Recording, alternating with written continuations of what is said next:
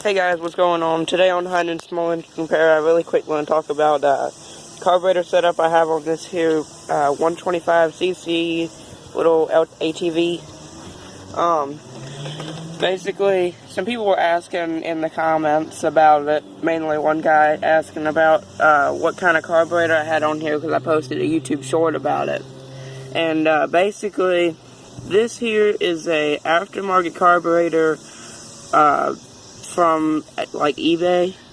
It was really cheap, like 25 bucks or something. Comes with this intake and that air filter.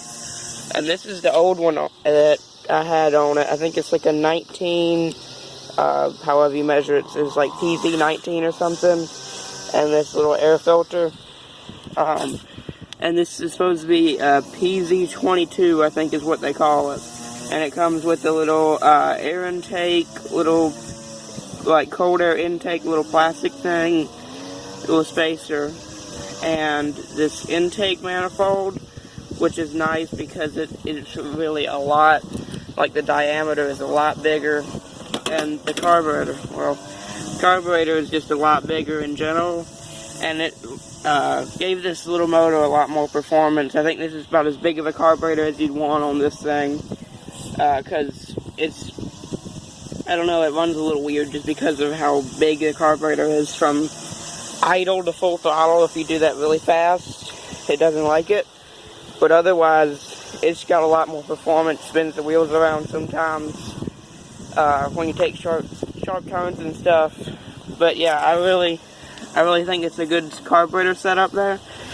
But I did have to do a little bit of modification on this air filter. I just kind of tapped it in a little bit because I don't know if you can see in there.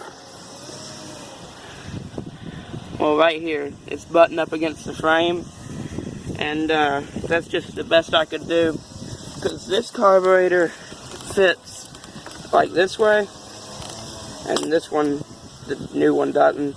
So I flipped it around and put that air filter on like that. I didn't want to buy a different air filter, so that's what we got. It works fine, but just depending on your application, it might not work as well. And yeah, also these little plastic things sometimes mess up in here, and I tightened it a little too hard one time and it cracked eventually. But other than that, it's a pretty good carburetor. For 25 bucks, it has some better performance, and yeah, I think I'll link it in the description if I don't forget. But yeah, it's a pretty neat little carburetor. Makes this thing perform a lot better than it did before. But yeah, another thing you got to watch out for is these things. As far as I know, they don't have a rev limiter or a governor or anything, so as soon as, like, if you spin it too fast, something's gonna break. But I mean, you can kind of listen and let out when you need to, but it really spins this thing up pretty good and makes it does pretty good performance-wise. So I would recommend it if you don't want to spend a whole lot of money on like a Mikuni carburetor and a different intake and all that stuff for these little Chinese ATVs and stuff. It fits right up, same bolts, it even gives you bolts for it. Same bolts in the bottom and everything. Bolts right up to the carburetor like that. I'm not sure if I had to mess with the idle and mixture screw a whole lot.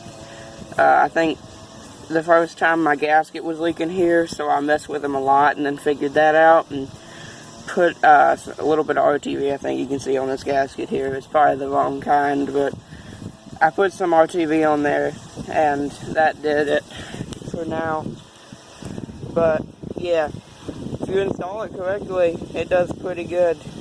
And yeah, so I'll link it in the description if you want to check it out, and let me know what you guys think of it. I think that's it. I'll see you next time.